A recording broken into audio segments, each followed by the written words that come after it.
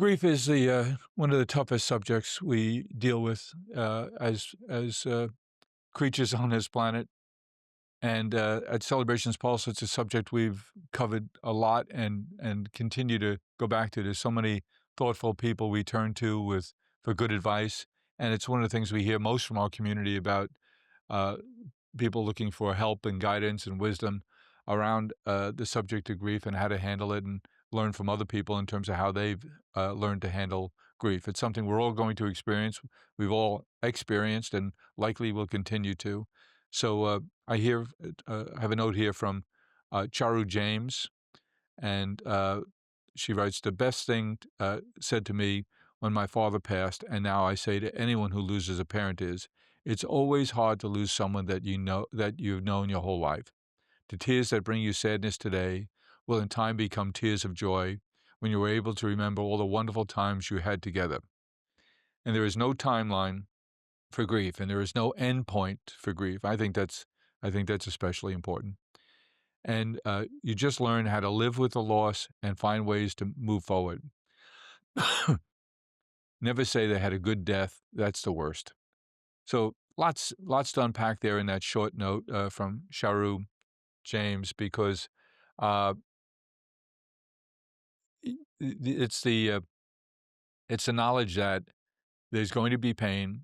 It does lessen over time, uh, and she talks about how through the process of time and learning to deal with that grief, you do get to the point where you can overcome the immediate nature of grief to think about the joyful times and the wonderful laughs and memories you have from that person that you've lost.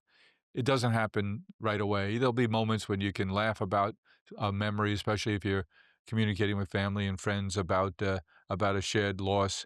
But it takes a lot of time, and grief is the toughest thing we one of the toughest things we have to deal with.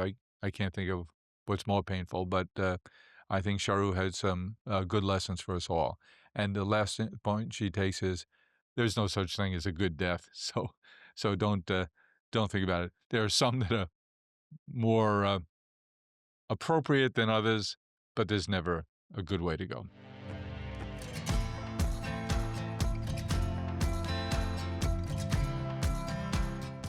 Here's a note that we received here at Celebration Pulse regarding grief that I think has a great lesson and one that I'm taking from her right away. Katie writes to us that after a recent loss, a family friend simply sent her an email that read, "Buddy check."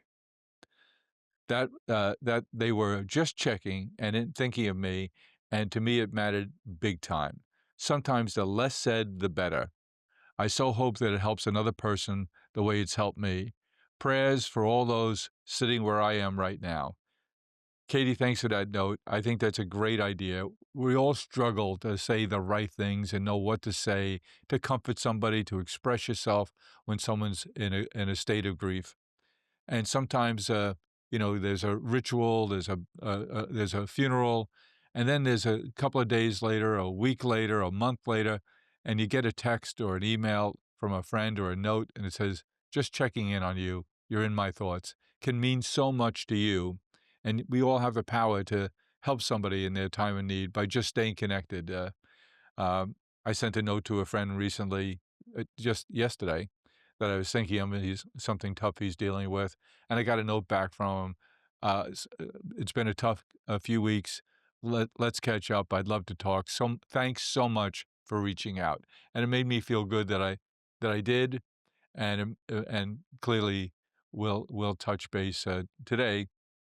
But I think just if you know that someone out there is thinking about you, it's a great comfort and it just a great safety valve on that built up set of emotions we might have, especially around grief.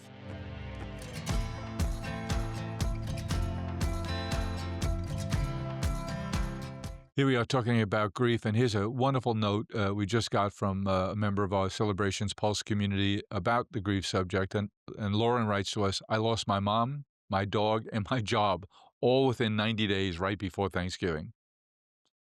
And that was a few years ago. The overwhelming grief caused me to get severe pneumonia and end up in the ICU for a week. And grief can have that's a strong emotion, and it can cause you to have physical ailments too and physical manifestations of your grief. So that's why it's important that we learn to manage our grief, accept it, and be aware of the consequences.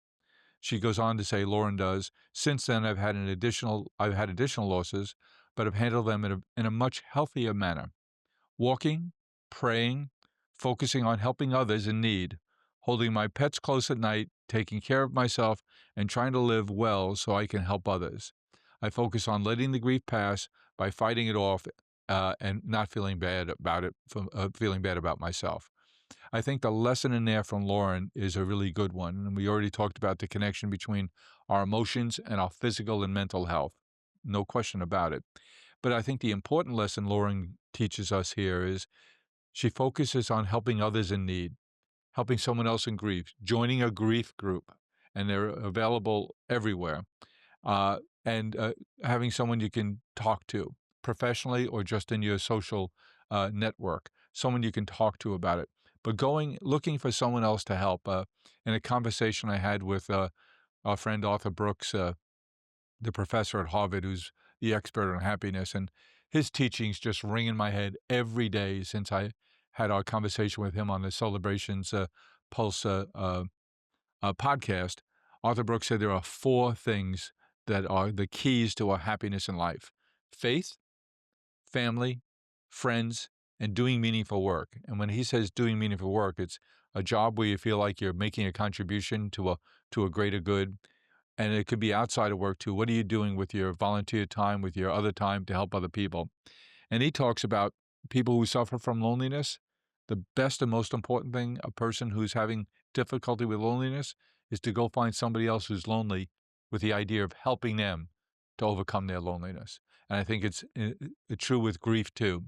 If you're suffering, go find somebody else who's having a difficult time with grief. Talk to them about it, share your thoughts and emotions. It's beneficial to them and it's beneficial to you. Lauren, thanks for that idea. It's a good one, and thanks for sharing your journey and your lessons so that we can all learn from them.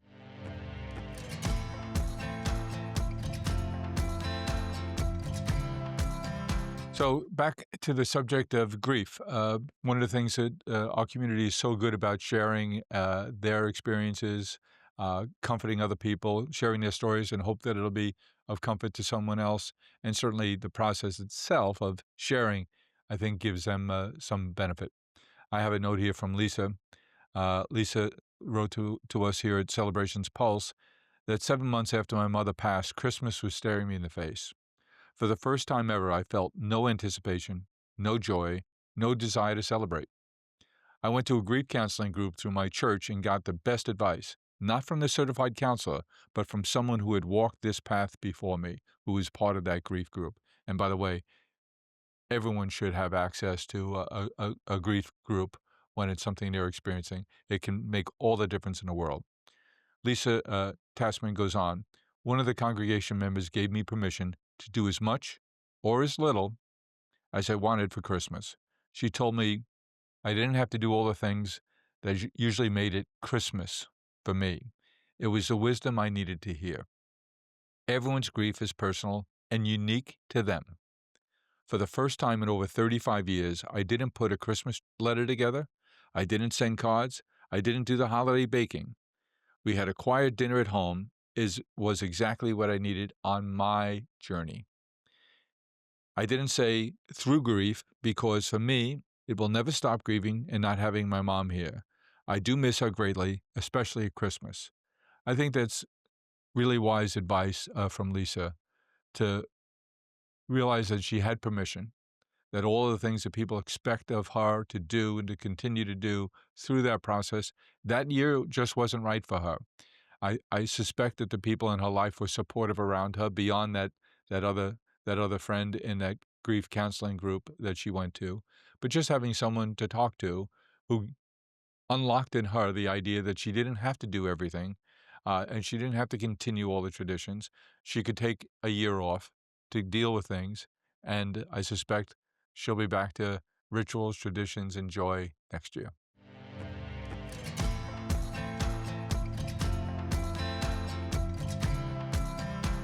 On the subject of grief, tough one to deal with, and one that we spend a lot of time on, frankly, because it's so important to our community here at the Celebrations Pulse. I have a letter here from April, not the month, but the lady. She said, "When my dad passed away early this year, I felt completely alone. He lived in a different area than I live in, and I wasn't close to his wife and her family. I'd received comments on social media posts from well-meaning people, but they didn't really have a lot of impact.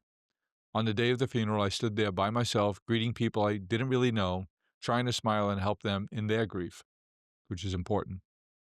Then coming through the door was a couple I knew well. They had traveled the distance to be with me at a time when I needed them most. They had no words, just a deep, warm, comforting embrace. I let go and sobbed in my friend's arms. Their presence gave me the space to grieve. Not the words, and not the words, it wasn't important about the words. It was knowing that they cared so much for me that they made the journey to make sure I wasn't by myself. Rarely are there words that give comfort to the grieving, and even then, few will remember what was spoken, but one's presence will often impact the one grieving in the most beautiful and comfortable way. It reminds me of a quote I have on the wall here in the office by Maya Angelou. People will not remember what you did or what you said. They'll only remember how you made them feel. And being there for someone, whether you have the right words or not, and assume it's not, is really what matters to people. The warm embrace, just being there. I went to a service recently, and it was a horrific situation. And being there with my son and his friend who he grew up with, who had this terrible loss in his life, I didn't have the words. I had no idea what to say, but I hugged him and shared that moment.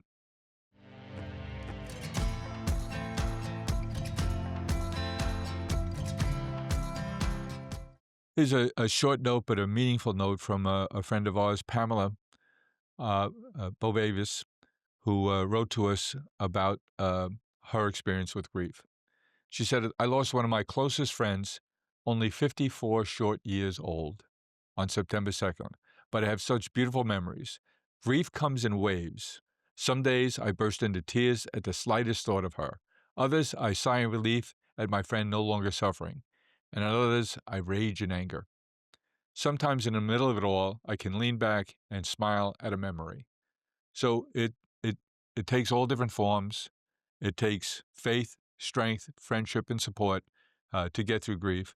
But I think the most important lesson we learn from all of these wonderful correspondence that we have from our members of the community is the most important thing to do can be there, say you're there for them, tell people that you care, show them with your presence, show them with your feelings, and sometimes, as we heard from somebody else, just send a buddy check. It'll mean a lot to them, and it'll mean a lot to you.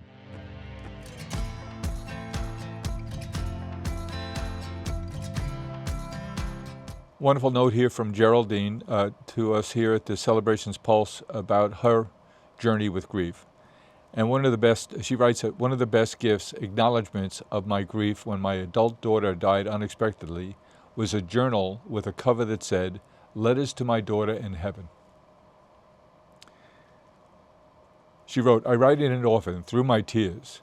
Therapeutic, and maybe someday her sons might reflect on it as I write, not only on my own love of her, but our sons and the activities I do with them." I'll take a break.